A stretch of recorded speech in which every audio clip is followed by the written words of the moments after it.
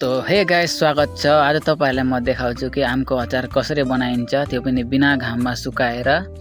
तो हेर्न सक्नुहुन्छ आमको साइज। अब मैले छिल्दै छु बारीकीले, अनि त्यसको पछि काट्नु पर्यो।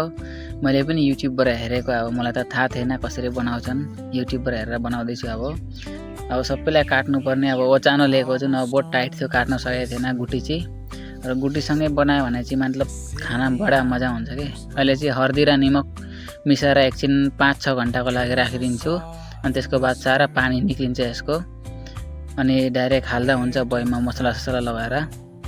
त्यो हेर्न सक्नुहुन्छ 5-6 घण्टाको बाद उसको सबै झोल निक्लिसक्यो।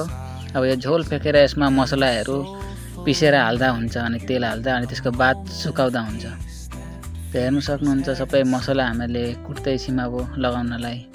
अहिले जान्छ यसमा तेल, अनि यसलाई सब मिक्स गरेर बयममा हाल्दा हुन्छ। अब सबैलाई मिक्स गरेर हामी हालिदिन्छु बयममा, अनि 1-2 घाममा लगायो भने चाहिँ अनि खाने लायकको हुन्छ। अगर भिडियो पसन्द आयो त लाइक गर्नु होला।